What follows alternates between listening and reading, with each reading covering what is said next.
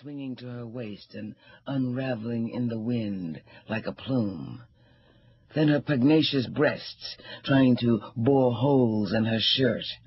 They, the men, were saving with the mind what they lost with the eye. The women took the faded shirt and muddy overalls and laid them away for remembrance. It was a weapon against her strength, and if it turned out of no significance, still it was a hope that she might fall to their level someday. But nobody moved, nobody spoke, nobody even thought to swallow spit until her gate slammed behind her. Pearl Stone opened her mouth and laughed real hard because she didn't know what else to do. She fell all over Mrs. Sumpkins while she laughed, and Mrs. Sumpkins snorted violently and sucked her teeth. Y'all let her worry. You ain't like me. I ain't got her to study about. If she ain't got manners enough to stop and let folks know how she been making out, let her go on. She ain't even worth talking after, Lulu Moss drawled through her nose. She sits high, but she looks low. That's what I say about these old women running after young boys. Phoebe Watson hitched her rocking chair forward before she spoke. Well, nobody don't know if it's anything to tell or not. Me, I'm her best friend, and I don't know. Maybe us don't know into things like you do, but we all know how she went away from here, and us sure seen her come back. Ain't no use in your trying to cloak no old woman like Janie Starks, Phoebe, friend or no friend. At that, she ain't so old as some of y'all is talking. She's way past 40 to my knowledge, Phoebe. No more than 40 at the outside. She's way too old for a boy like TK. TK ain't been no boy for some time. He's round 30 his own self. Well, don't care what it was, she could stop and say a few words with her. She act like we done something to her, Pearl Stone complained. She the one been doing wrong. You mean you mad 'cause she didn't stop and tell us all her business? Anyhow, what you ever know her to do so bad as y'all make out? The worst thing I ever knowed her to do was taking a few years off her age, and that ain't never harmed nobody. Y'all makes me tired. The way you talking, you think the folks in this town didn't do nothing in the bed except praise the Lord. You have to excuse me, 'cause I'm bound to go take her some supper. Phoebe stood up sharply. And don't mind us, Lulu smiled. Just go right ahead. Us can mind your house for you till you get back. My supper is done. Now you better go see how she feel, and you can let the rest of us know. Lord, Pearl agreed. I done scorched up that little meat and bread too long to talk about. I can stay away from home as long as I please. My husband ain't fussy. Oh, Phoebe, if you's ready to go, I could walk over there with you, Mrs. Sumpkins volunteered. It's sort of dusking down dark. The boogeyman might catch you. No, I thank you. Nothing couldn't catch me these few steps I'm going. Anyhow, my husband tell me, say no first-class booger would have me. If she got anything to tell you, you'll hear it.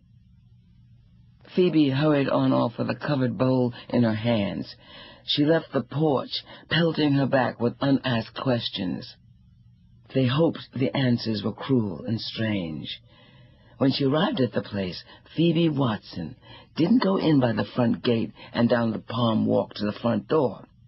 She walked around the fence corner and went in the intimate gate with her heaping plate of mulatto rice. Janie must be around that side. She found her sitting on the steps of the back porch with the lamps all filled and the chimneys cleaned. Hello, Janie. How you coming? Oh, pretty good. I'm trying to soak some of the tiredness and the dirt out of my feet. She laughed a little. I see you is. Gal, you sure looks good. You look like you's your own daughter. They both laughed. Even with them overalls on, you shows your womanhood. Gone. You must think I brought you something, when I ain't brought home a thing but myself. That's a gracious plenty. Your friends wouldn't want nothing better. I take that flattery off of you, Phoebe, because I know it's from the heart. Janie extended her hand. Good Lord, Phoebe. Ain't you never going to give me that little ration you brought me? I ain't had a thing on my stomach today except my hand. They both laughed easily. Give it here. Have a seat. I knowed you'd be hungry. No time to be hunting stove wood after dark. My mulatto rice ain't so good this time. Not enough bacon grease. But I reckon it'll kill hungry. I'll tell you in a minute, Janie said, lifting the cover. Gal is too good. You switches a mean fanny around in the kitchen. Oh, that ain't much to eat, Janie, but I'm liable to have something shown up good tomorrow, 'cause you done come. Janie laughed heartily and said nothing. The vari-colored cloud dust that the sun had stirred up in the sky was settling by slow degrees. Here, Phoebe, take your old plate. I ain't got a bit of use for empty dish. That grub sure come in handy. Phoebe laughed at her friend's rough joke. You's just as crazy as you ever was. Hand me that wash rag on that chair by you, honey. Let me scrub my feet. She took the cloth and rubbed vigorously. Laughter came to her from the big road. Well, I see Martha Mighty is still sitting in the same place, and I reckon they got me up in their mouth now. Yes, indeed. You know, if you pass some people and don't speak to suit them, they got to go way back in your life and see what you ever done. They know more about you than you do yourself. An envious heart makes a treacherous ear. They done heard about you just what they hoped done happen.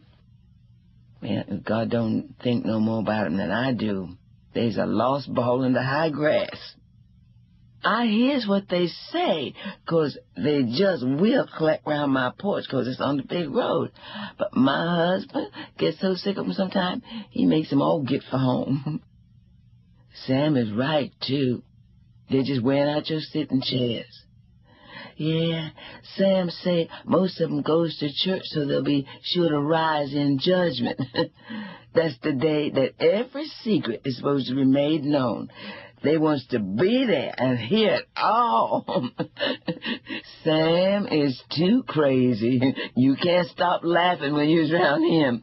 Oh, he says he aims to be there himself so he can find out who stole his corncob pipe.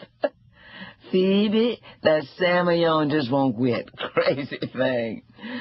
Most of these zickaboos is so head up over your business that they liable to hurry themselves to judgment to find out about you if they don't soon know. You better make haste and tell him about you and TK getting married. And if he taking all your money and went off with some young gal, and where at he is now, and where is all your clothes that you got to come back here in overalls. I don't mean to bother with telling him nothing, Phoebe. 'Tain't worth the trouble. You can tell him what I say if you wants to. That's just the same as me, 'cause my tongue is in my friend's mouth. If you so desire, I'll tell him what you tell me to tell him. To start off with, people like them waste up too much time putting their mouth on things they don't know nothing about. Now they got to look into me loving tea cake and see whether it was done right or not. They don't know if life is a mess of corn dumplings and if love is a bed quilt. So long as they get a name to know, they don't care whose it is and what about, especially if they can make it sound like evil. If they wants to see and know, why they don't come kiss and be kissed. I could then sit down and tell them things. I've been a delegate to the big association of life. Yes, sir. The Grand Lodge, the big convention of living, is just where I've been this year and a half. Y'all ain't seen me. They sat there in the fresh, young darkness, close together. Phoebe, eager to feel and do through Janie, but hating to show her zest, for fear it might be thought mere curiosity. Janie, full of that oldest human longing.